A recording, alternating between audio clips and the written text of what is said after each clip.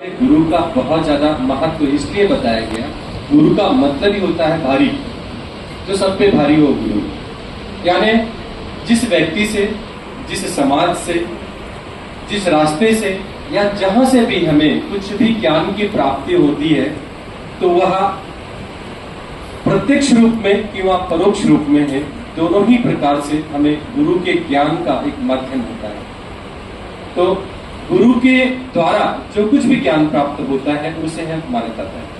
इस प्रकार से सर्वप्रथम गुरु हमारी एक माँ होती है जो हमें जन्म देती है, और जन्म देने के उपरांत वही हमें समाज में पुष्पित होना, पल्लवित होना, अंकुरित होना, सारे बातों को सिखाती है, जिसके द्वारा जो प्राप्त ज्ञान हुआ होता है उसके पश्चात दूसरे गुरु होते हैं, गुरु जिनके द्वारा हम समाज में उठने बैठने की सारी शिक्षा ग्रहण करते हैं।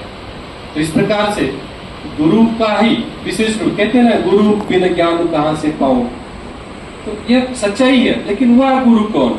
एक आध्यात्मिक गुरु होता है आपका, एक भौतिक गुरु होता है आपका, एक कार्मिक गुरु होता है आपका। यानी कुछ गुरु जो कर्म की ज्ञान की प्राप्ति देते हैं, कर्म का मार्ग सिखाते हैं, वह कार्मिक गुरु कहलाते हैं। जो भक्ति का मार्ग सिखाते हैं वह भक्ति मार्ग के गुरु होते हैं। जो आपको समाज में रहना सिखाते हैं वह भौतिकवादी के युग में वह आपके अलग गुरु होते हैं। तो इस प्रकार से समय के अनुसार, अवस्था के अनुसार ये गुरु की संज्ञा भी निश्चित रूप से भिन्न भिन्न होती है। तो इस प्रकार से इनका मार्गदर्शन दिया जाता है।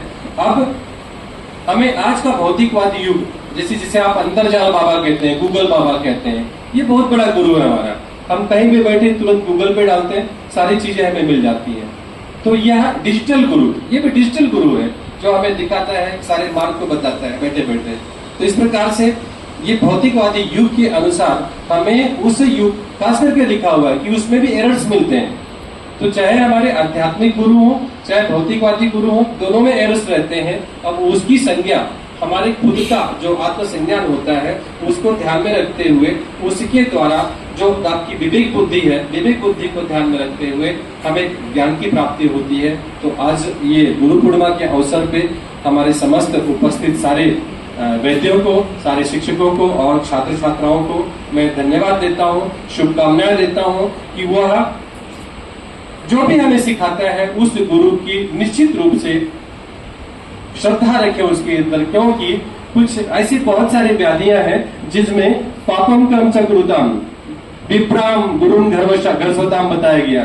तो गुरु के यदि आपने अवमानना जाने अनजाने में भी की हुई है, वहां पे आपको कष्ट का अनुभव होगा कि हमने, तो वो ये आयुर्वेद शास्त्र के अंतर्गत दिया हुआ है, विप्राम गुरुन घर्षताम पापम कर्म च गुरुताम।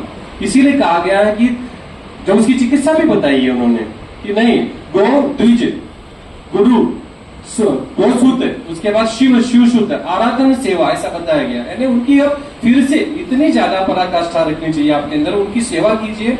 और जब वो गुरु आपसे प्रसन्न होंगे तो निश्चित रूप से आपकी चाहे वो व्याधियां शारीरिक हो या मानसिक हो, वह कम करने के अंतर्गत बहुत कुछ अनुकूलता प्राप्त होगी। इन्हीं शब्दों के साथ मैं आप सबको शुभकामनाएं